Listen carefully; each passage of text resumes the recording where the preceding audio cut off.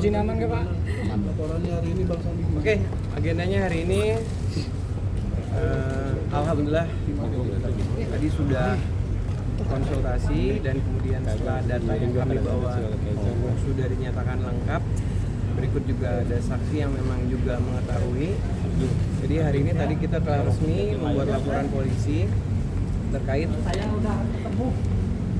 pasal 35 Undang-Undang ITE terkait manipulasi data, di mana seolah-olah Facebook tersebut adalah milik klien kami, dan dari situ mereka diduga bisa mengambil keuntungan atau merugikan klien kami. Dengan dua saksi yang tadi kita sampaikan dari pihak manajemennya Mbak Dewi, dan juga saksi di luar yang kebetulan adalah fans dari DP Lovers. Mungkin nanti untuk perkembangan selanjutnya akan diberikan informasi atau panggilan secara resmi kepada klien kami. Tapi intinya sudah diterima laporan kita. Sementara seperti itu. Bang, ancaman hukumannya berapa, Bang? Mungkin atau pasal berapa? Pasal 35 Undang-Undang ITE Junto 51 dengan ancaman hampir di atas, kurang lebih di atas 10 tahun kalau nggak salah. Jadi tinggal menunggu pemeriksaan saksi, panggilan secara resmi kepada klien kami. Insya Allah bila mana sudah ada panggilan kita akan hadir. Mami, kalau misalnya sang pemilik akunnya ditemukan, apakah Mami masih membuka pintu damai atau gimana? Atau tegas melanjutkan? Aku tuh kan selalu memaafkan siapa saja. Yang penting aku tahu orangnya dan jangan terulang-ulang. Berarti syarat untuk damainya sendiri cukup mudah ya, Mi, untuk mengaku dan tidak mengulangi lagi. Wah, itu nanti dari Bang Sandi sama tulang aja, nanti gimana kalau itu. Yang pastinya kalau dari hati aku sudah memaafkan semua orang, cuman kan ini saya mungkin mewakili teman-teman yang lain supaya tidak terjadi dan terulang seperti ini. Ini kan ini sering terulang nih ya. Sering terulang. Sering terulang dalam konteks banyak yang dilaporkan juga oleh Mami gitu. Iya. Kayaknya nggak ada kapok-kapok gitu. Iya, makanya itu kayaknya harus dipenjarain bener ya. Soalnya dari kemarin mungkin aku terlalu baik kali ya, memaafkan terus sehingga menggampangkan gitu. Kayaknya Allah nanti kalau udah Mami DP tahu aku, ya udahlah, Mami DP udah akan memaafkan gitu. Ya mungkin nanti akan ngambil jalan yang lebih serius lagi karena capek ya Mas.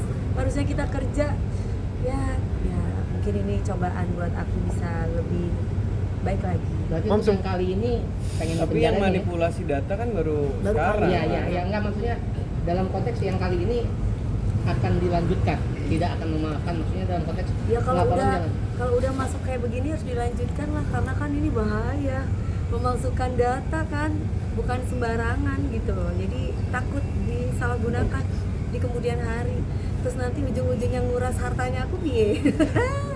Serem ya, minta ampun. Jadi ini harus ya Bang Sandi. Yang dikhawatirkan kan nanti kalau Facebook tersebut menghubungi orang lain atau mencari keuntungan. Iya, menghubungi bapak-bapak yang udah punya istri.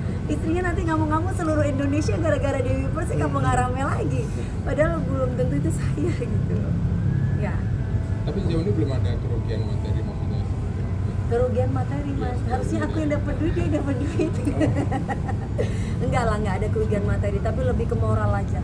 Takut terjadi sesuatu yang nggak kita inginkan ke depannya. Apalagi kan banyak banget nih, aku di DM Dewi Persik, udah gitu diteror, atau mungkin harus minta duit, ya kan?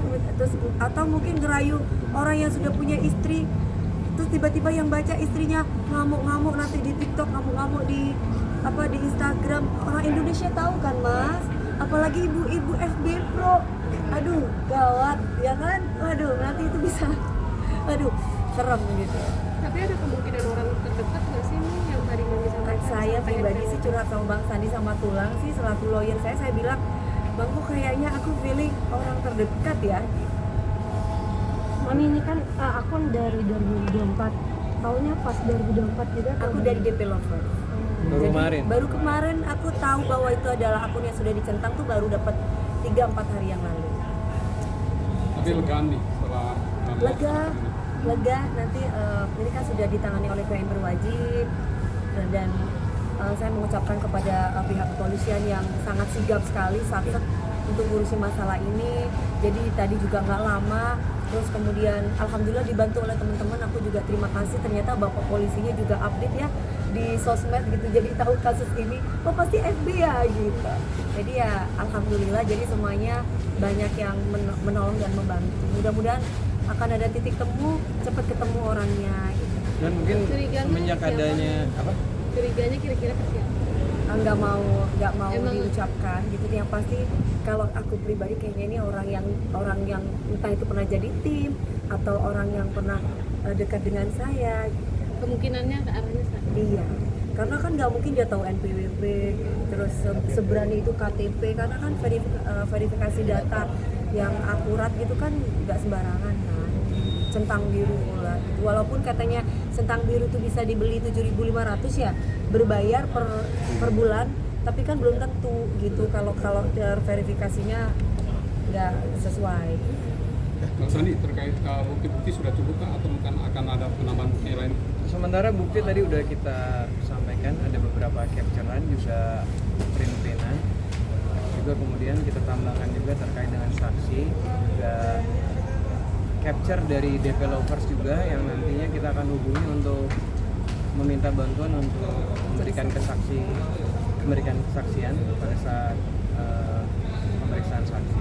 Dan saya sampaikan juga per hari ini juga kita memberikan somasi secara terbuka baik pihak-pihak yang menggunakan Facebook klien kami untuk menghentikan, karena sekarang sudah kita resmi melaporkan ke pihak polisi. Jadi saran dari kami sebaiknya dihentikan, jangan memanipulasi data lagi terhadap Facebook klien kami. Oh, ada Itu udah ada. pihak yang ingin membantu memberikan bukti lain?